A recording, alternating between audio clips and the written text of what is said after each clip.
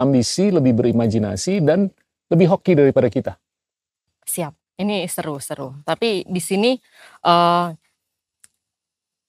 saya akan berbicara dari sudut pandang ibu yang punya anak generasi alfa dan netizen sejati gitu.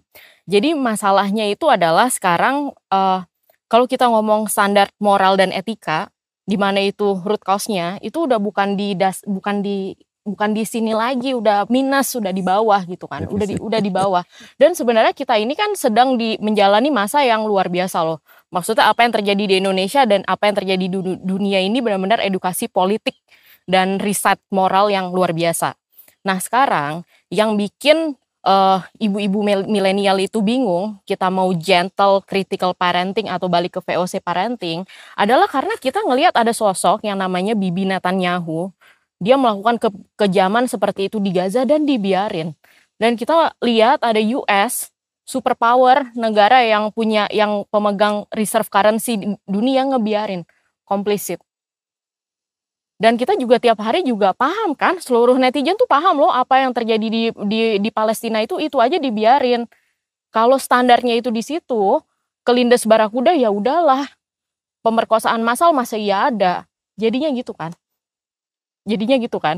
Agak bisa dipahamin kalau realita power dan uang seperti itu, ya bisa dipahami dong dalam kondisi seperti ini. Balik lagi seperti apa yang dihadapi sama presiden pertama dan kedua, ya keamanan dulu.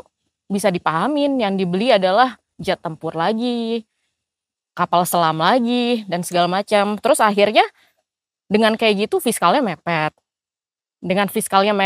Akhirnya pakai cara yang ya udahlah biar jangan sampai lapar kan, biar nggak tambah marah kan, muncullah MBG. Terus kelas menengah yang udah belajar habis-habisan, udah di sekolahin ke luar negeri, ya kabur aja dulu. Kalau emang standar moral kayak gitu itu bisa dipahamin. Nah, tapi apakah kita mau ngikutin yang kayak gitu? Disinilah menurut saya media sosial itu nggak selalu buruk. Emang itu cermin, tapi sebenarnya bisa netizen Indonesia itu bisa menjadi forces yang bisa membersihkan cermin itu sendiri. Nah, gimana ceritanya?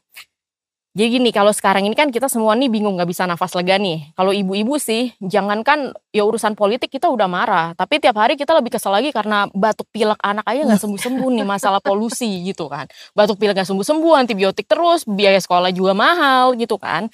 Jadi kalau berdasarkan imajinasi, saya juga marah-marah 2 tahun terakhir nih. Marah-marah sampai nulis ribuan lembar gitu karena untuk mengurai pikiran aja kan. Kayaknya ada celah sih Pak. Celahnya nggak usah capek-capek yang ke genetika gitu sih enggak. Cuman kan secara natural nih orang Indonesia ini apa ya, neurodivergent ya. Kita nih visual thinker nih. Kita visual thinker nih. Jadi namanya keilmuan itu kan diturunin kan dengan bertutur bercerita kan. Itu udah Indonesia banget lah gitu. Kita bisa lihat lah dari sinetron, dari film-film Indonesia tuh jago tuh kalau perkara seni-seni gitu. Jadi sebenarnya kita nih sebagai netizen fokusnya itu bisa dialihin nggak cuma untuk reformasi DPR, tapi untuk riset kontrak sistem sosial secara global itu sendiri. Jadi misalnya bayangkan kayak ini ada netizen Indonesia, ini ada netizen US. Netizennya sejenis loh. Netizen US komentarin di Twitter sama lucunya sama netizen 62. Lucu banget lah, benar-benar lucu banget. Terus kita sama-sama menjunjung tinggi diversity nih, Indonesia sama US nih. Jarak Sabang sampai Merauke sama, mirip sama East Coast ke West Coast. Terusnya jumlah populasinya juga mirip. Nah sekarang di bulan September ada Kongres PBB.